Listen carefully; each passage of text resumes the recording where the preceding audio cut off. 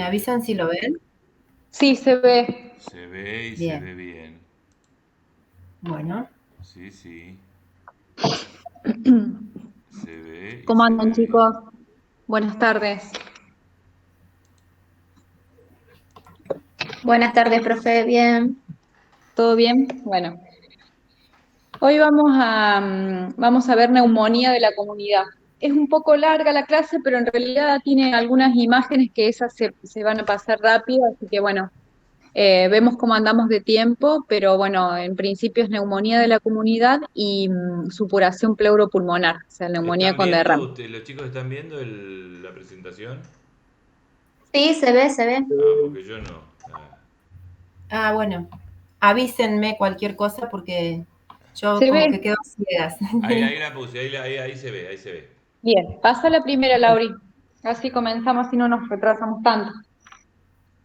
Bueno, de las neumonías, bueno, ¿qué es una neumonía? Dentro de las IRAP, que estábamos, de las infecciones respiratorias agudas bajas, que vimos en la clase pasada, ¿se acuerdan que vimos infecciones respiratorias altas? Y de las infecciones respiratorias bajas vimos bronquiolitis.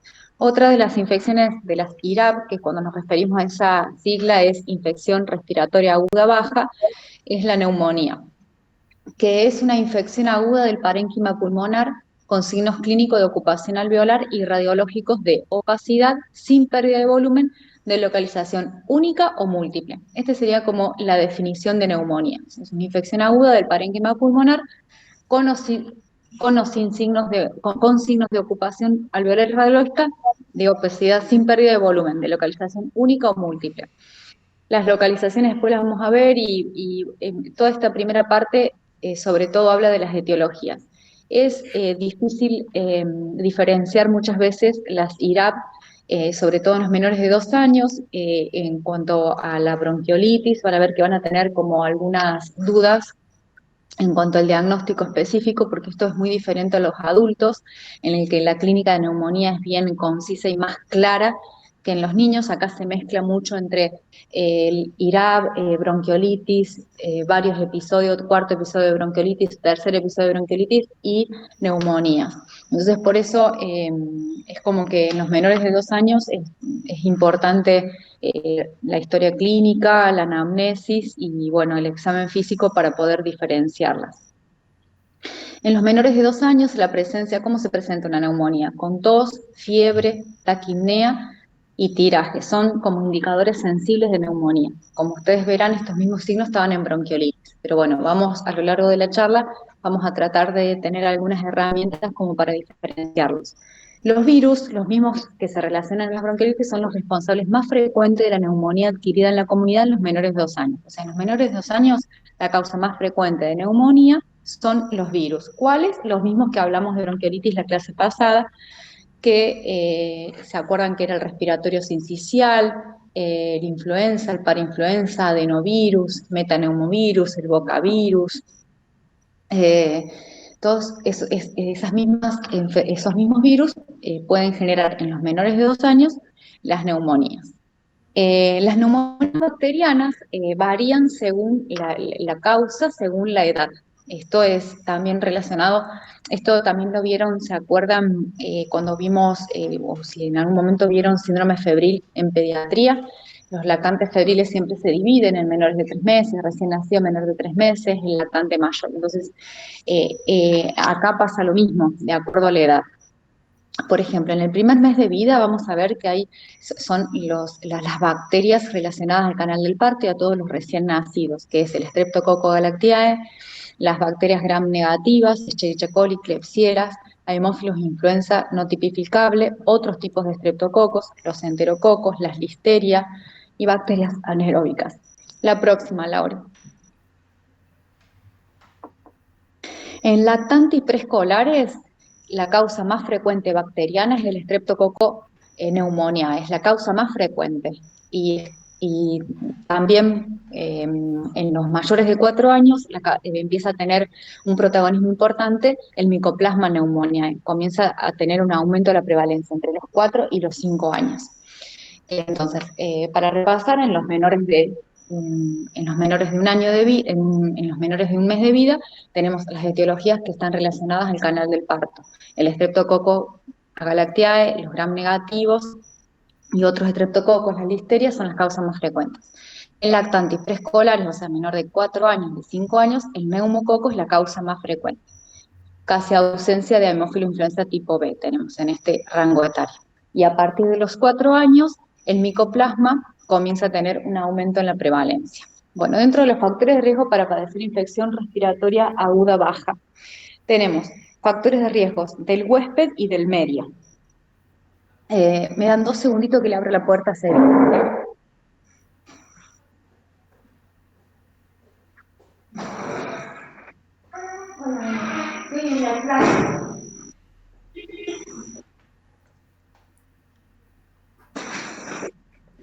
Acá está el perro. Justo le abrí la puerta que venía del colegio.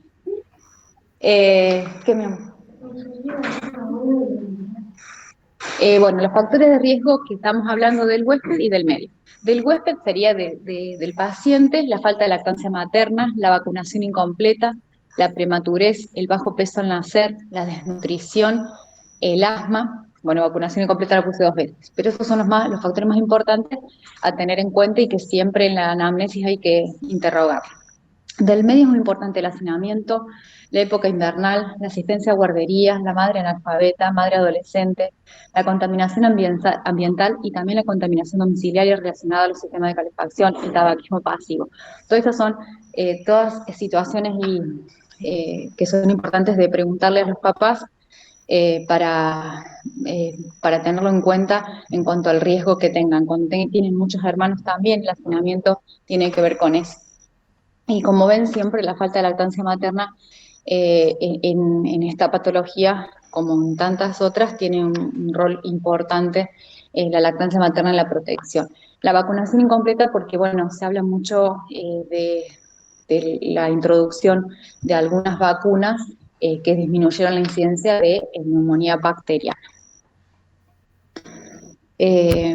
La próxima. Los factores de riesgos de IRAP grave, o sea, de que el paciente ingrese pero grave. La edad menor de 3 meses, las inmunodeficiencias congénitas o adquiridas, las cardiopatías congénitas, las enfermedades pulmonares crónicas, la prematurez, el bajo peso al nacer, la desnutrición, alteraciones del neurodesarrollo, como puede ser parálisis cerebral, enfermedades neuromusculares. Entonces, estas son condiciones que, al tenerlas el paciente, lo ponen en un diferente riesgo con respecto al resto que no lo tiene. La edad es muy importante, en la edad menor de 3 meses es muy importante como para tenerlo en cuenta. Incluso esto se puede extender a que los menores de 2 años tienen en general más riesgo de tener internaciones por IRAP, pero en los menores de 3 meses es llamativo el porcentaje de que los que tienen neumonía, la mayoría se internan por evolucionar a algo más grave. Las cardiopatías congénitas hay que tenerlas muy en cuenta, tanto las no cianosantes como las cianosantes, pero sobre todo las que tienen hiperflujo pulmonar, son las que, como son más frecuentes, vemos más chicos a veces internados en pediatría en el invierno por neumonía o bronquiolitis. La próxima. El cuadro clínico. Es muy importante realizar un examen físico exhaustivo y, bueno, una inspección muy importante también. Hay que evaluar el compromiso del estado general del paciente. Lo primero que hago es ver la parte general, la posición que tiene el paciente, si está pálido, la perfusión distal, cómo está el sensorio, si está reactivo, somnoliento, y si está hipoxémico. Si tiene tos seca o productiva, a veces esto nos puede inferir sobre el estadio de la enfermedad, del estadio en la enfermedad que tiene. Los signos de infección respiratoria de vía aérea superior sería si ha tenido antecedentes los 3-4 días previos de tener rinorrea, rinitis, algún cuadro de vía aérea alta, que esto se asocia mucho a las enfermedades virales.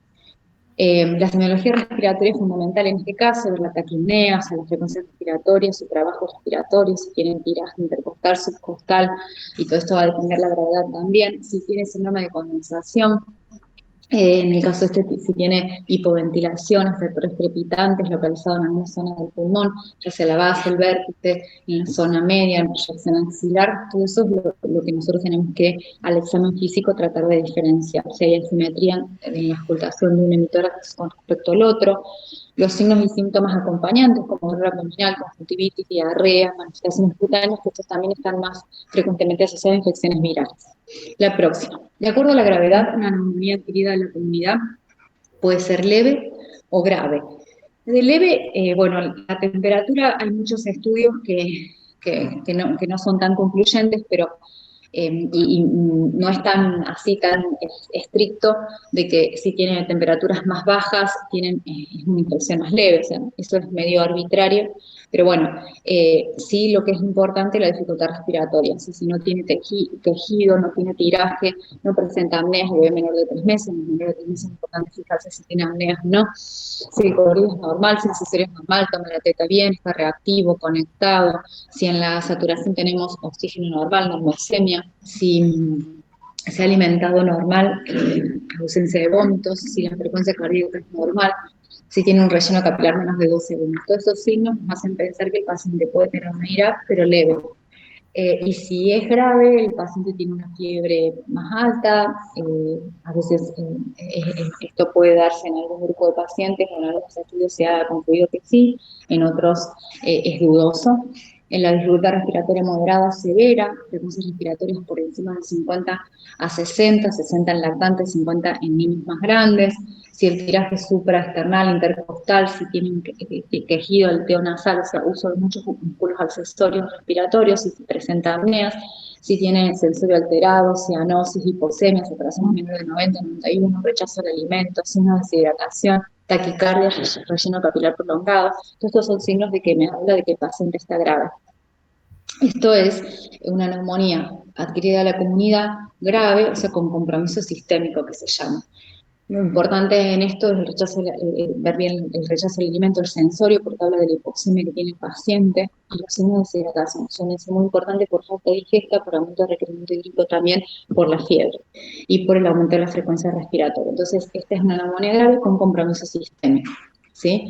Bueno, la próxima, cuando hablamos del diagnóstico, todo lo que hablamos de la clínica, que es muy importante, la anamnesis, los factores de riesgo del paciente, la radiografía de tórax es un método diagnóstico que podemos usar,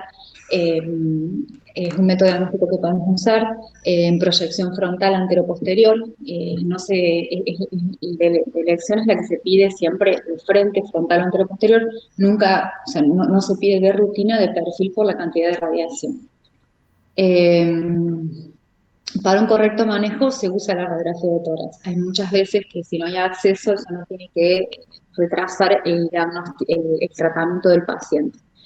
Las radiografías de tórax con el diagnóstico de una neumonía solo se van a repetir si hay una evolución desfavorable o alguna presunción de complicación. No se hacen radiografías de tórax todo el tiempo, por decir. Ahora hay toda una también, en los últimos años, una concientización en cuanto a la radiación del paciente. Entonces no le hacemos radiografía de tórax a cada rato, ¿no? Si vemos que hay desmejorías clínicas, si el paciente pensamos que tiene alguna complicación aguda, sí le pedimos. El hemograma no es imprescindible para el manejo de una neumonía adquirida en la comunidad en un paciente ambulatorio. En un paciente internado siempre se les hace laboratorio, pero para los pacientes que se manejan por ambulatorio no es necesario. Nos ayuda el diagnóstico, sí suma con respecto a la clínica, la anamnesis que hablamos, al examen físico, la radiografía, suma el laboratorio, pero no solo el laboratorio va a definir las conductas. Por lo general tenemos leucocitosis, migración a la izquierda, en la fórmula leucocitaria podemos tener fórmulas inmaduras que hablan de asociación de infección bacteriana. Los reactantes fase agudo son muy útiles, en el caso de la PCR, la velocidad de sedimentación globular, que la velocidad de sedimentación globular tiene más utilidad a veces en los abscesos, como para ver curvas de velocidad de cementación celular, ya que el descenso es muy lento, entonces no es, para lo agudo muchas veces no nos ayuda demasiado.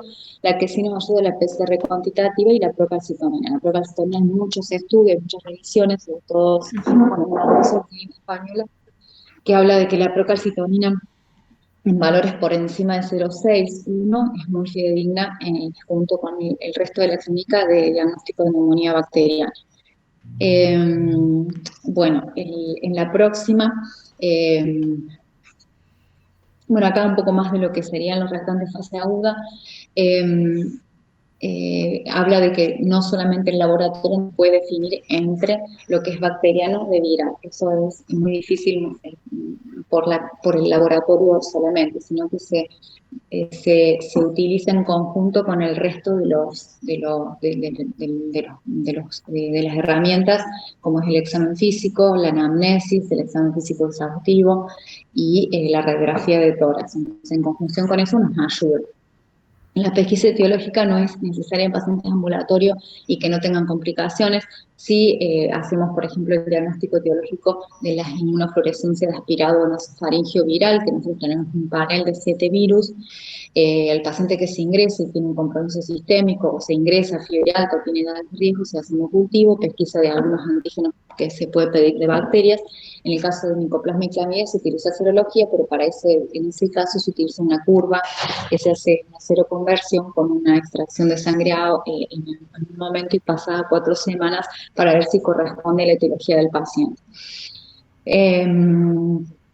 También se pueden hacer PCRs, que es de utilidad en algunos centros que lo tienen, como la PCR en orina del neumococo, que también puede utilizarse. En la próxima, bueno, acá habla dentro de los diagnósticos, habíamos hablado que además de la radiografía, el laboratorio, tenemos la ecografía torácica. Esto en los últimos años hay muchas revisiones bibliográficas que hablan de la utilidad de la ecografía torácica para observar parénquima pulmonar. ¿Qué nos informa la ecografía?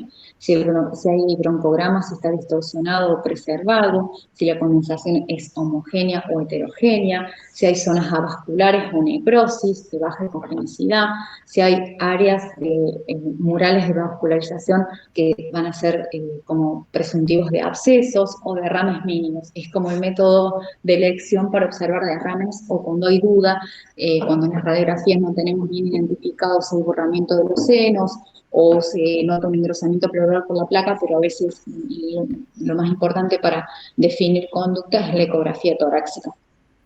Tiene muchísima utilidad ahora en todos los servicios de pediatría. A veces a nosotros se nos dificulta porque no tenemos ecografista de guardia, pero bueno, es una opción diagnóstica muy importante a tener en cuenta.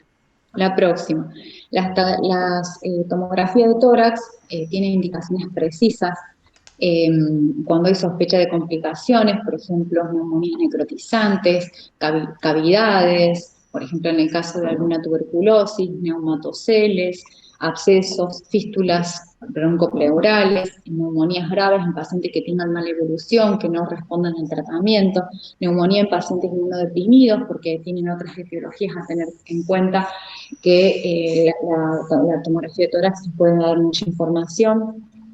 En las neumonías recurrentes o no resueltas, también en pacientes que tengan enfermedades de base, sospechas de alguna otra enfermedad, la tomografía de tórax puede ayudar al diagnóstico diferencial, como son masas tumorales de mediastino, en algún paciente oncológico, en algunos pacientes neurológicos, para ver bien el resto de las estructuras torácicas. Nos viene, o sea, es un rendimiento diagnóstico alto la tomografía de tórax, pero bueno, solamente en casos puntuales, también por la radiación. La próxima. Al hablar de los patrones, cuando hablamos de la radiografía, de la utilidad de la radiografía en las neumonías agudas de la comunidad, tenemos dos tipos de patrones radiológicos de la neumonía adquirida de la comunidad. Un patrón alveolar y un patrón intersticial. El patrón alveolar es la consolidación lobarosegmentaria, con o sobre un programa aéreo. O sea, la consolidación es un infiltrado alveolar. ocupación de los alvéolos. También podemos tener neumonía redonda, que es casi patognomónico, pero nos indica mucho infección neumocóxica, que son bien redonditas, es llamativa la imagen, pero sí las tenemos. Los neumatoceles, el derrame, ocupación de senos costofrénicos y cavidades también. O sea, todo eso podemos ver en las radiografías. En el patrón alveolar podemos tener estas complicaciones, derrames, neumatoceles, ocupación del seno costofrénico. Esto se da más en las neumonías bacterianas, tipo con neumococo, hemófilos influenza, estafilococos aureus, streptococcus piógenes. En el patrón intersticial tenemos infiltrados parailiares, bilaterales, difusos, irregulares, atrapamiento aéreo, atelectasias segmentarias, engrosamiento peribronquial. Todo esto se da más en las neumonías virales, por respiratorio esencial, adenovirus, influenza, parainfluenza, o micoplasma, clamidia o legionela. O sea, bacterias atípicas o las neumonías virales. Lo que se denomina neumonía bacteriana de la comunidad típica es la que tiene el patrón alveolar, es una condensación lobar o segmentaria que por lo general está relacionada a neumonías bacterianas. Las neumonías atípicas pueden ser de dos tipos, neumonías virales o neumonías por micoplasma, que en realidad esto después de los 4 o 5 años es de sospecha diagnóstico cuando tenemos este patrón intersticial en la radiografía de tórax. En las próximas, ahora vamos a ver algunas imágenes para mostrarles de pacientes que tuvimos en el servicio de pediatría. Esta es si tienen dudas, chicos, en cuanto a las imágenes y eso, levanten la mano nomás y lo podemos hablar.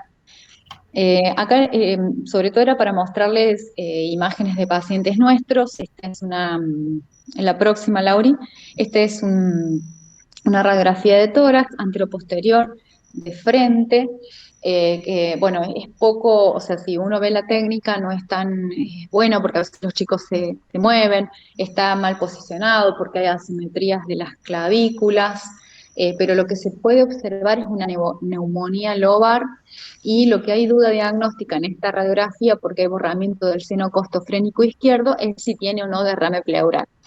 Entonces, junto a todas las herramientas que hablamos, de la anamnesis, los factores de riesgo, la clínica, el laboratorio, tenemos la radiografía.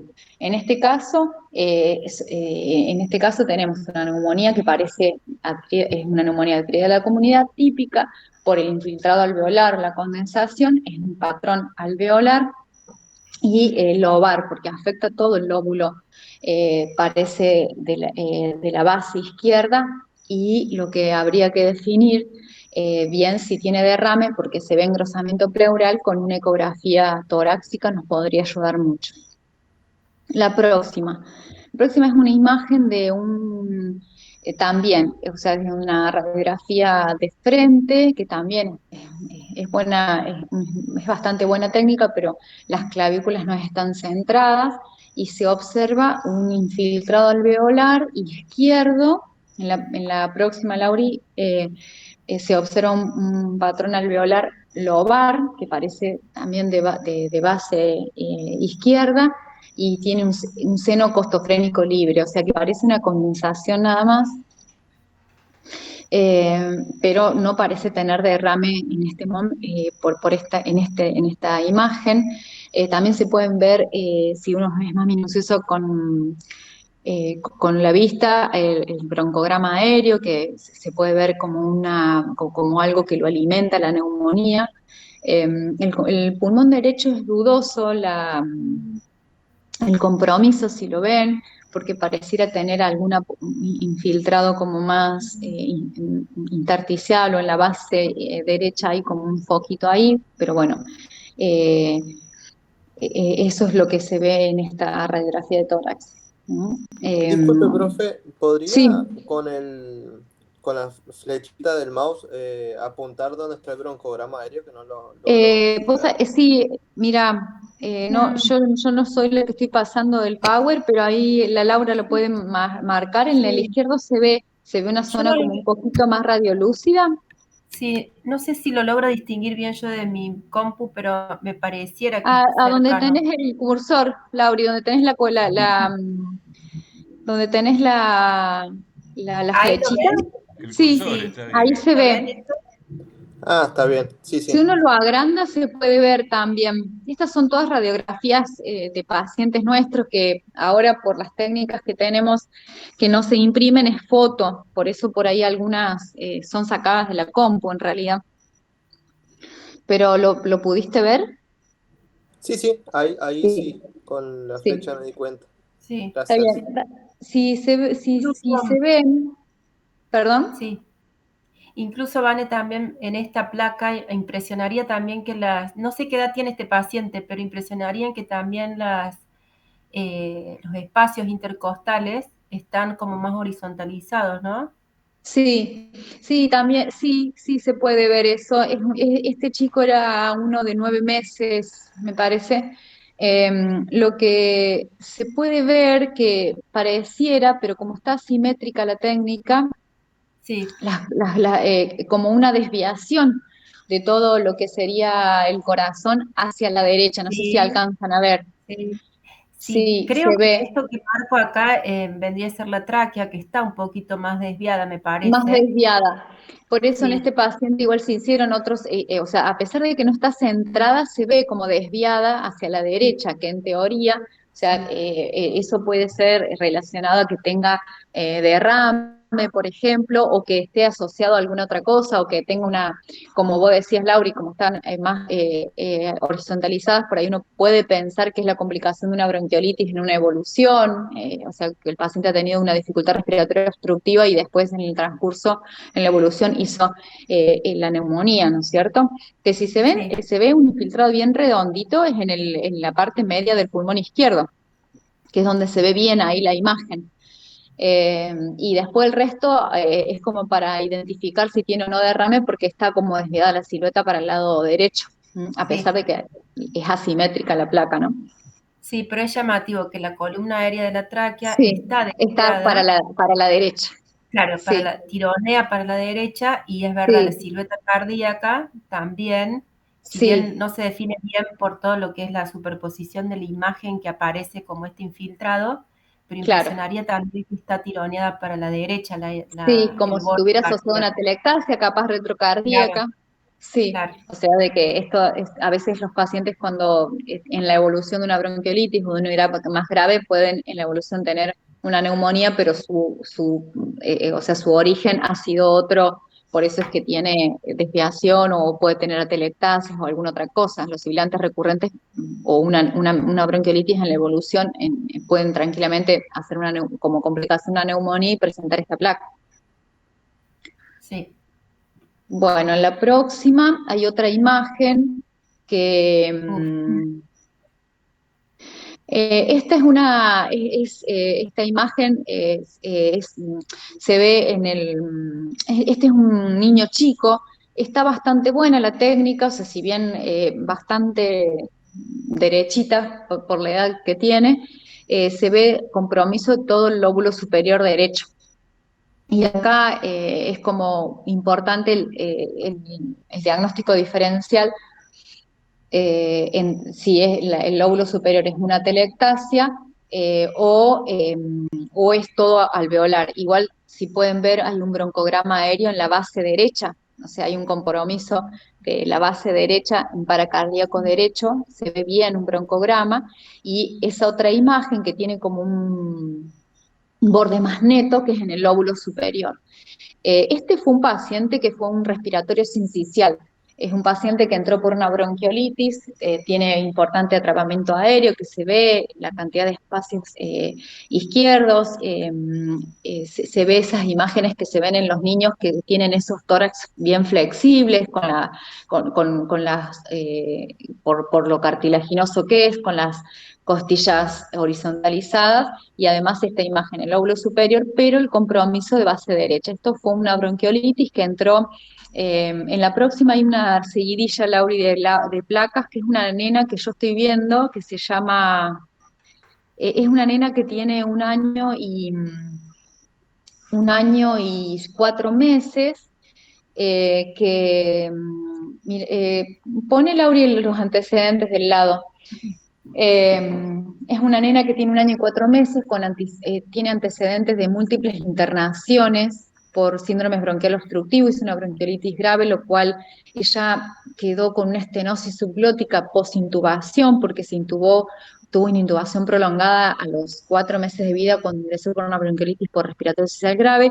Después esta nena tuvo múltiples internaciones por CBO, por síndrome bronquial obstructivo recurrente, como una EPOC postviral, como una secuela postviral, pero asociada a esta estenosis, lo cual tampoco mejoraba nunca el cuadro, porque siempre que empieza con dificultad respiratoria tiene estenosis alta, estridor alto más la clínica baja. Y a las 72 horas de su ingreso por dificultad respiratoria había ingresado sin fiebre, pero sí con un tal 7-8, estaba con oxígeno, comenzó con fiebre, desmejoría clínica, aspecto tóxico, pálida, no se alimentaba, presentó algunos episodios de vómitos, se solicitó laboratorio, cultivos y radiografía de tórax, y bueno, lo que se observó fue en el laboratorio glóbulos blancos altos, más de 28.000 blancos, con fórmula desviada, se presumió una infección intrahospitalaria porque ya hacía 72 horas que estaba en el hospital, y bueno, y presentaba esta radiografía de tórax, que tiene este compromiso del lóbulo superior con un compromiso también de base derecha. Esta nena se la trató como una neumonía intrahospitalaria, por eso es que, como no estuvo intubada, se le colocó ceftriaxona solamente como antibiótico, pero bueno, esta nena tiene sus antecedentes personales patológicos importantes.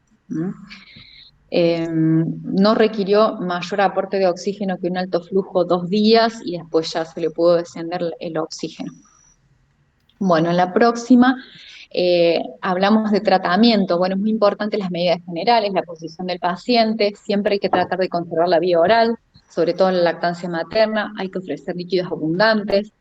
Eso es cuando uno le da las indicaciones y tiene un manejo ambulatorio. Bueno, el manejo apropiado de antitérmicos, en el caso de que se reciba internación es muy importante la hidratación parenteral, el tomar en cuenta en las necesidades basales las pérdidas de la respiración y por fiebre. Bueno, en ese caso se hace vía periférica, y la oxigenoterapia. En este caso, la oxigenoterapia no es habitual que pacientes con neumonía bacteriana requieran oxígeno.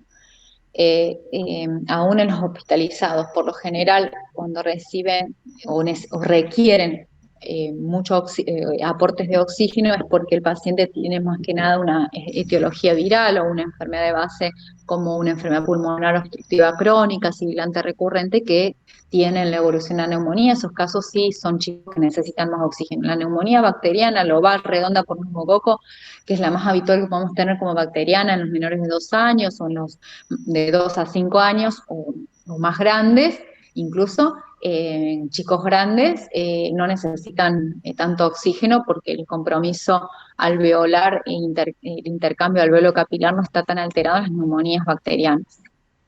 ¿Sí? Profe, le hago una consulta. Sí. ¿Hay una saturación de corte que diga necesita o no oxigenoterapia? Sí, sí. En pediatría, la oxigenación en general, para tener en cuenta, es que si el paciente tiene una saturación menor de 94%, 93%, 93, 94%, requiere oxígeno, sí, por una cánula nasal que es a bajo flujo. El corte es ese, 93, sí o sí, 94 es dudoso. Hay muchísimos estudios nuevos, últimos, que hay como una hipoxia, se han visto en muchos estudios de que se recomienda una saturación más baja que antes. Antes como que siempre se intentaba que el paciente saturara 99, 100, 98, y ahora no, siempre se requiere como objetivo que el paciente con oxígeno tenga una saturación de 97, y el rango de la normalidad es de 93, 94/94 en algunos chicos, a 97. A veces, ¿qué te hace pensar que fuera 93 o 94 si tiene factores de riesgo el paciente y la edad, ¿no es cierto? Así que bueno, esos valores ya de saturación es que necesita el aporte de oxígeno. Ok, gracias. No, de nada. Bueno, la próxima.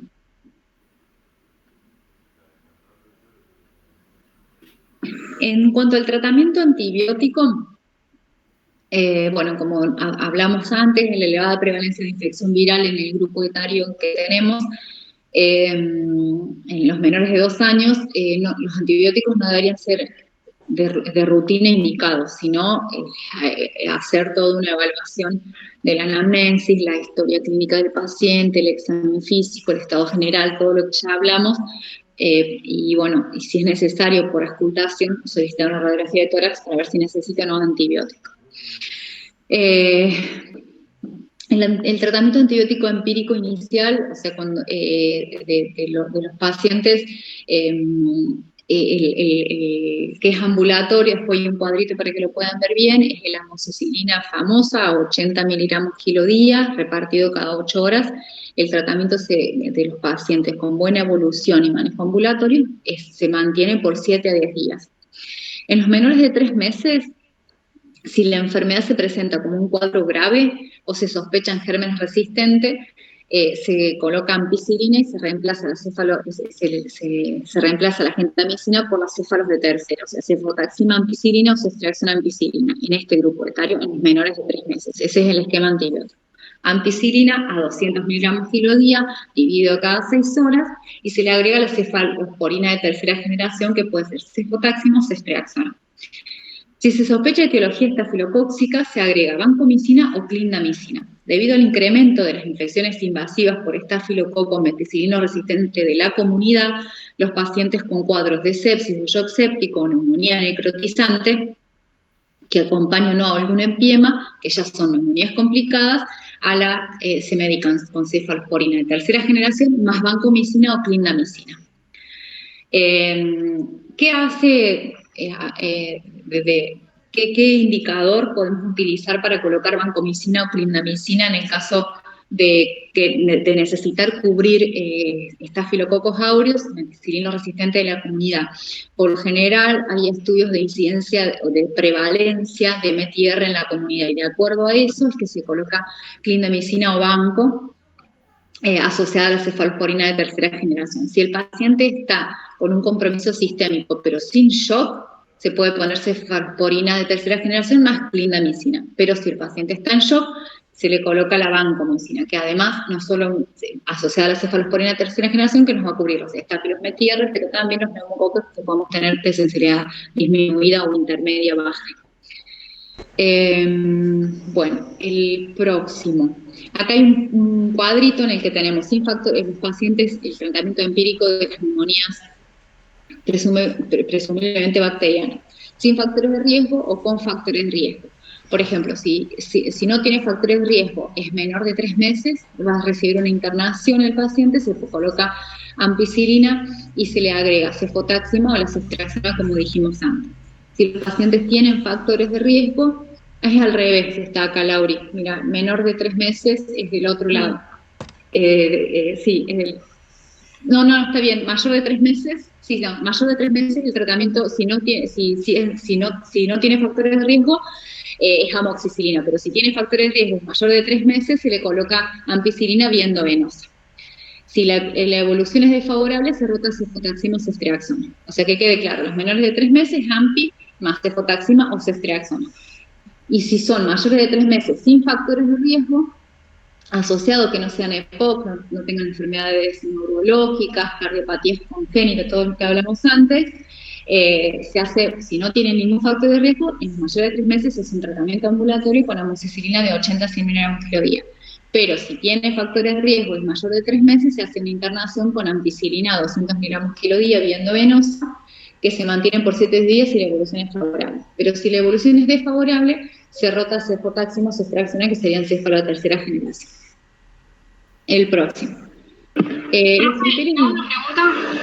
Sí. En menores de 3 años con factores de riesgo, ¿cuál es el tratamiento? Menor de 3 meses. De 3 meses, perdón, con factor de riesgo. Ampicilina más gentamicina, o si el paciente tiene factores de riesgo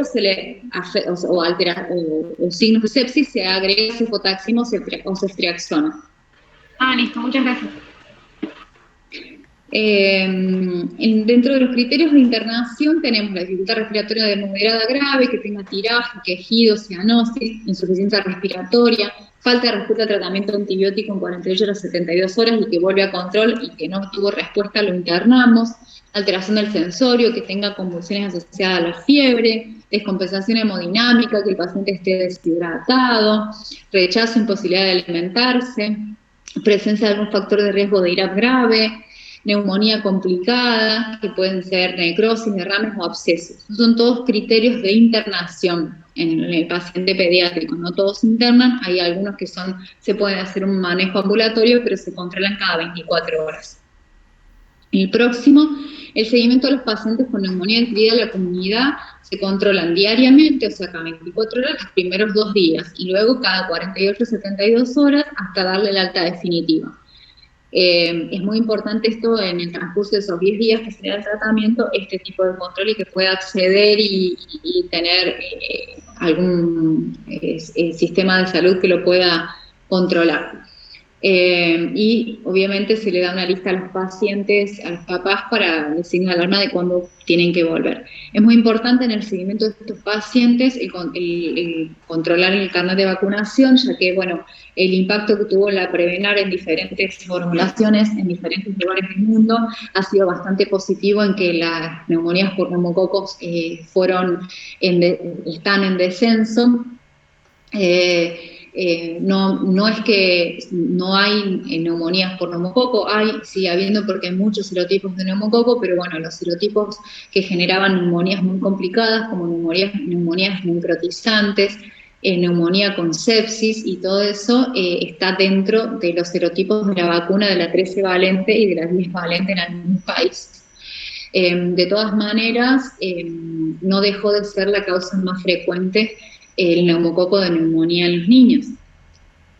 Lo que sí tenemos que tener en cuenta es que hay un aumento en la incidencia del Staphylo aureus meticilino resistente de la comunidad y que eso hay que tenerlo en cuenta en algunos pacientes y buscar también cuando entran con neumonía grave todo lo que serían signos de infección por estáfilo, ya sea abscesos, infecciones de piel, dermatitis crónicas, alguna enfermedad congénita. Como algunas enfermedades de la granulomatosa crónica, que son todos como factores de riesgo para infección estafilocócica. Bueno, en la siguiente, bueno, las complicaciones de la neumonía adquirida de la comunidad son la neumonía necrotizante, necrosante, el derrame paraneumónico, absceso pulmonar o pioneumotórax. Esas son todas las complicaciones que podemos tener en las neumonías adquiridas de la comunidad. El derrame paraneumónico es un derrame que a veces está relacionado solo a la neumonía y es de escasa cantidad, pero también podemos tener derrames más masivos o derrames pleurales, como empiemas pleurales más marcados, de leve, moderado o severo, que requieren otro tipo de tratamiento. Y los derrames paraneumónicos muchas veces solo se controlan y en la evolución se reabsorben solos. La próxima. Bueno, después tenemos supuración pleuropulmonar. ¿Estamos bien o ya está muy largo, Gaby, Lauri? Y llevamos 1 hora, Vane. ¿1 hora? ¿Cuánto ¿Cómo calculan quieren? que...? A ver. Y es medio larguito supuración porque en realidad hay unos casos clínicos al final que están buenos. No sé si quieren que lo demos la clase que viene, como para no tanta apurarse información vos. junta. Lo que puedo hacer es, ahora entro y cancelo el cuestionario, terminás con supuración y lo hacemos la semana que viene, si le parece. La semana que viene no, porque es 25. ¿Hacemos supuración la semana que viene, decís, Gaby? No, porque es 25, sería... Bien. Esperá que me fijo. 25 de mayo es. ¡Viva la patria! Sería el 1 de junio. Bueno. La supuración el 1 de junio. Entonces yo ahora entro y paso el cuestionario para el 1 de junio. Bueno, ¿Están de acuerdo? Sí, chicos, ¿les parece? Me parece que es como demasiado porque no, es media larguita la de supuración, porque hay al final unos lindos casos clínicos Yo para... prefiero, si son muchos casos clínicos, prefiero que aprovechen los casos clínicos con la teoría fresca. Bueno, sí, ¿Están de sí, sí, sí. acuerdo? Sí, profe, y les podríamos pedir si pueden subir estas clases al La campus, así clase ya ya las la tenemos. subí yo. Sí, Porque están, o sea, no son las mismas los PowerPoint que están en las clases con las que acaba de proyectar la profe. Pero yo lo acabo de subir, el que me mandó la profe. No, porque yo lo abrí anoche, lo estuve leyendo anoche No, lo y abrí no hoy es a lo la mismo. mañana. pero capaz que era otro anterior. El que me Claro, mandaste sí. vos, Vanepa, subí. Lo subí hoy a la Claro, pero mañana. hoy lo Anoche no pasé. estaba. No, hoy lo pasé. Por Claro, no, eso, no, le eso le digo a decía, Mariano. yo leí anoche Ah, y no era esto mismo, No, era porque lo subí claro. por hoy a eso. la mañana. Claro, era otra clase. Lo que puedo hacer es compartirles también unos consensos de la Sociedad Argentina de Pediatría de IRAP, les puedo compartir también una linda revisión española de neumonía con derrame, como Mándamelo y para yo que lo el subo que al esté más campo, interesado. Vané. ¿Cómo? Mándamelo al WhatsApp y yo lo subo al campo si querés. Bueno, sí, te lo mando. Sí, sí. Sí, sí, sí, lo puedo mandar. Así que, Chicos, pero ¿tienen alguna duda? este Power está en el... Y yo voy a subir esta clase entre mañana y pasado, cuando tenga buena conectividad, la subo a YouTube. ¿Vieron la anterior o no la vieron?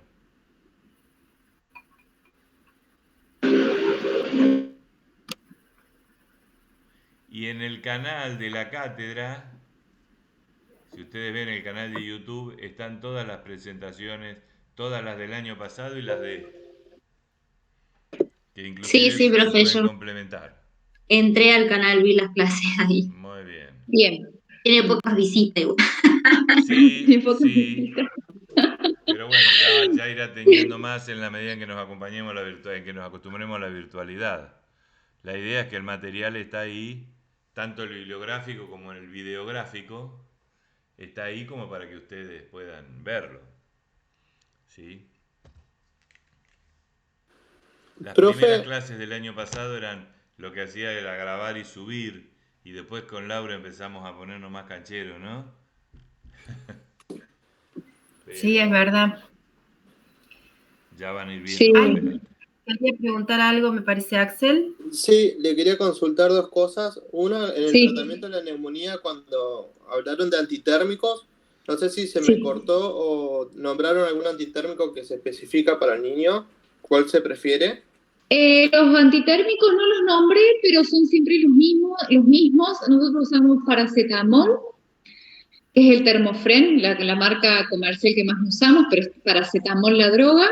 Puede ser, y lo otro que siempre usamos es el ibuprofeno, que el ibuprofeno viene en dos presentaciones, que puede ser al 2% o al 4%.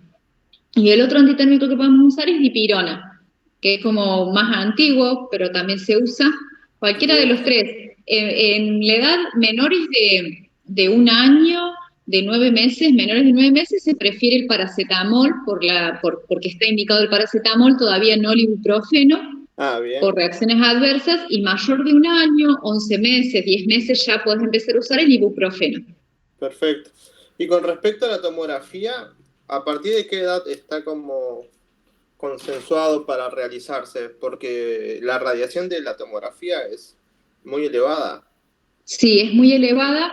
Tiene que tener, más que la edad, no es la indicación de acuerdo al grupo etario, sino a la complicación del paciente.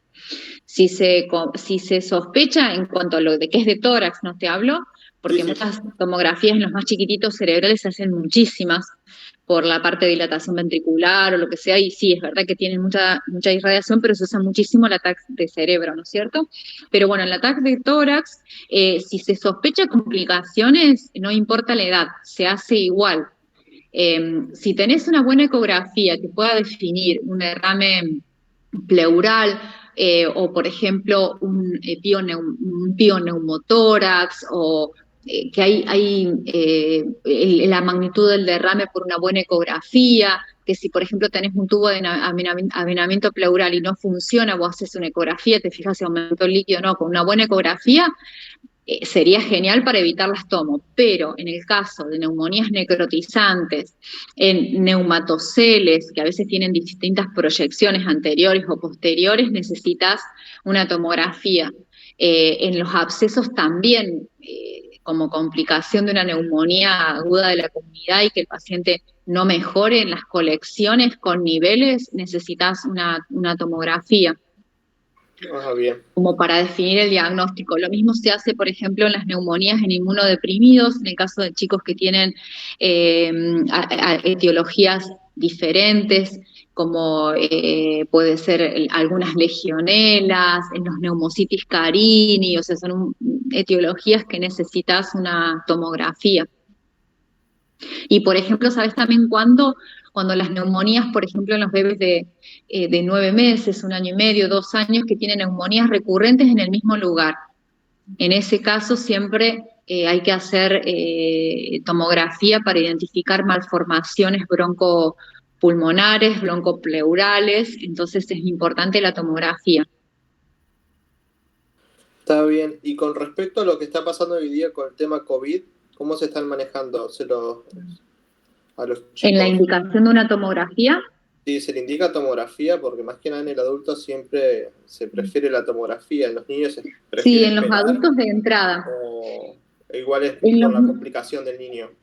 Sí, en los niños, si tiene un COVID con compromiso pulmonar, hipoxemia, que la radiografía se observa también algo, o a la auscultación, al examen físico, se hace tomografía también. Hemos tenido internado en pediatría en octubre del año pasado una nena con una neumonía bilateral con derrame, y que fue una nena, un COVID, fue un post-COVID, que hizo un compromiso pulmonar y abdominal, y esa chica sí, se le hizo tomografía. Nosotros no tenemos, desde que empezó la pandemia hasta ahora, tantos chicos internados por IRAP aguda, o sea, por IRAP grave, por COVID. Hemos tenido por otras etiologías o da negativo el COVID en un IRAP en todo este tiempo. O sea, no hemos tenido poco. Esta nena que te estoy nombrando de 7 años que hizo la neumonía bilateral con derrame de un solo lado, el derrame, que fue un post-COVID y que tenía antecedentes, tenía una IgG positiva para COVID. Y tenía en el contexto de un síndrome multisistémico inflamatorio. Después, Laura, que yo recuerde, no hemos tenido ni asmáticos con COVID negativos todos. Por suerte, sí, nuestra estadística es totalmente diferente a lo de los adultos y de hecho no se piden tomografías de inicio como le piden a los adultos, solo en casos puntuales, que fue el de esta nena. El resto han sido formas leves. Sí. Buenísimo, gracias. No, de nada.